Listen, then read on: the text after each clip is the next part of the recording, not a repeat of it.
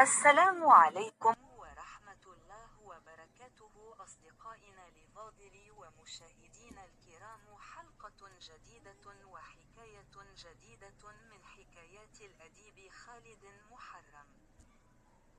May the peace, mercy, and blessings of God be upon you, our dear friends and viewers. A new episode and a بالله من الشيطان الرجيم. بسم الله الرحمن الرحيم، والصلاة والسلام على أشرف خلق الله رسول الله عليه الصلاة والسلام. السلام عليكم أيها الأفاضل. اليوم سنتكلم عن حلقة جديدة من حلقات الأديب خالد محرم، وهي حكاية حي الخرنفش. وحي الخرنفش هذا ضمن 18 حي وشياخة تتوزع جنبتها على شارع المعز لدين الله الفاطمي. فعندما بنى القائد جوهر الصقلي القاهرة، بنى في سورها الشمالي بوابتين بعيدتين عن بعضهما، هما باب النصر وباب الفتوح. السور الجنوبي بنى بوابتين بجانب بعضهما، أطلق عليهما باب زويلة، وجعل شارعا رئيسيا من باب الفتوح إلى باب زويلة، وهو شارع المعز لدين الله الفاطمي، ليضم بعد هذا 18 شياخة، منها الجمالية والبرقوقية وقيتباي والبنكندرية والمنصورية والدراسة والعطوف وقصر الشوق والخواص وباب الفتوح وخان الخليلي، وبين السورين والخرنفش. وحي الخرنفش هذا يحده من الغرب حارة خميس العدس وحارة اليهود، أما من الجنوب فعطفة المصفى وعطفة الذهبي، ومن الجهة الشرقية حارة البرقوقية. وقد اكتسب الحي شهرة واسعة نظرا للآثار التي تقع فيه، كما أنه عبر العصور التالية والمتتالية على هذا المحي كان مكان إقامة كثير من المشاهير. أما اسم الخرنفش حرف من اسم الخرنفش الذي كان في العصر الفاطمي عبارة عن ميدان صغير واسطبل للخلفاء بجوار بستان القافوري والقصر الغربي الصغير للعزيز بالله نزار ابن المعز الموجودين داخل الشارع حينها. وقد شهد العصر الفاطمي بناء عدد من الأزبلة الصغيرة، وأشهرها يحمل اسم سبيل طه حسين. كما يضم الشارع كنيسة زويلة تعود لنفس العصر، ومنذ العصر الفاطمي بدأ الناس بالتخطيط وتشييد المنازل والاسطبلات والأسواق داخل حي الخرنفش، وكانت الدكاكين كلها ذات واجهة موحدة ومميزة حتى تعطي شكلا جميلا مميزا لهذا الحي دونا عن غيره من باقي الأحياء.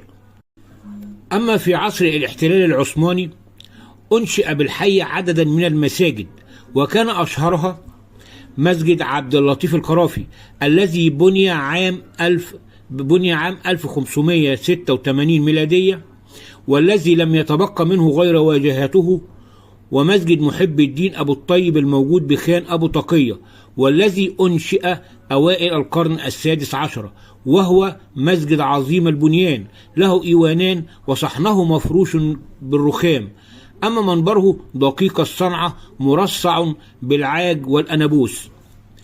يضم حي الخرنفش كذلك مبنى مهما، وهو دار كسوة الكعبة الشريفة التي تأسست عام 1233 هجرية، وما زالت هذه الدار موجودة إلى الآن بعد أن ظلت تعمل حتى عام 1962 من القرن الماضي.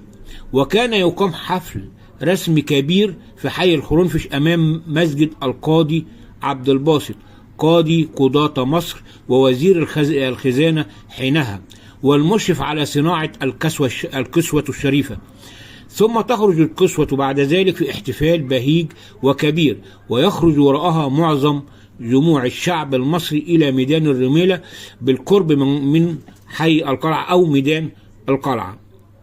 ويوجد أيضا القديس يوسف والفرير. في العصور الحديثة ارتبط حي الخرنفش بكثير من أسماء الزعماء والمشاهير، وذلك لتخرجهم ودراستهم في مدارس القديس يوسف التي تم إنشاؤها في يوليو عام 1858، حيث أهدى سعيد باشا خديوي مصر حينها إلى الإخوة الرهبان الذين أسسوا المدرسة قطعة أرض في حي الخرنفش لبناء مدرسة كبيرة عليها، سميت حينها بمدرسة القديس يوسف أو الفرير كما يطلق عليها حاليا. واستقبلت هذه المدرسة وقتها أبناء الفقراء والأغنياء على حد سواء من جميع فئات الشعب في فصول متجاورة وبمصروفات غاية في الرمزية. أما في عام 1864 أرسل الخديوي إسماعيل 12 من الشباب من الأسرة العلوية لتلقي العلم في مدرسة القديس يوسف بالخرنفش بهدف إعدادهم لشغل بعض الوظائف الرئيسية في الدولة. وقد شهدت هذه المدرسة طوال تاريخها التحاق عدد من التلاميذ بها أصبحوا فيما بعد من المشاهير في المجالات المختلفة، فمن بين تلاميذها الزعيم سعد زغلول والزعيم مصطفى كامل، ومن الفنانين نجيب الريحاني والموسيقار فريد الأطرش ورشدي أباظة وعبد الفتاح الأسري والمغني والملحن داوود حسني وغيرهم كثيرون. وفي عام 1995 تم افتتاح المبنى الجديد لمدرسة القديس يوسف التي أطلق عليها اسم الفرير. وللعلم أيضا أن الخرنفش هي مسقط رأس الرئيس السيسي بارك الله فيه وحفظه، وشاهد على نشأة جمال عبد الناصر. من يبحث بين تلك البيوت وجدرانها في حي الخرنفش سيجد الكثير من المشاهير الذين سكنوه والذين ارتبطوا معه بقصص وحكايات. ومن أهم هذه الشخصيات التي خرجت من هذا الحي الرئيس عبد الفتاح السيسي كما سبق وقلنا من قليل، وأيضا سكنه الزعيم الراحل جمال عبد الناصر في عام 1933، وعندما انتقل والده من محافظة السويس إلى القاهرة ليصبح مأمورا لمكتب بريد حي الخرنفش. وقد استأجر والد الرئيس الراحل منزلا من إحدى البيوت اليهود قريبا من مكتب البريد عاش فيه حتى حين وفاته.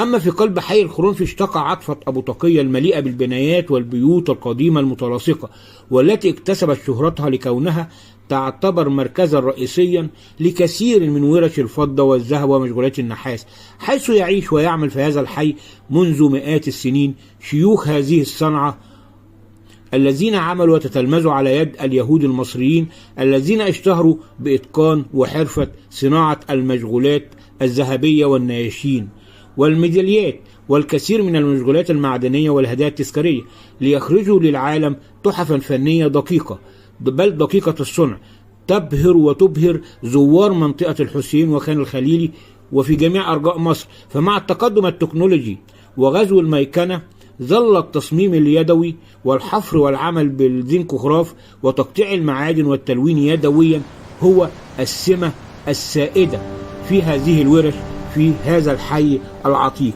وإلى هنا ألقاكم في حلقة جديدة من حلقات الأديب خالد محرم وحكاياته على مر العصور، والسلام عليكم ورحمة الله وبركاته. من الشيطان الرجيم. بسم الله الرحمن الرحيم، والصلاة والسلام على أشرف خلق الله رسول الله عليه الصلاة والسلام. السلام عليكم أيها الأفاضل. اليوم سنتكلم عن حلقة جديدة من حلقات الأديب خالد محرم، وهي حكاية حي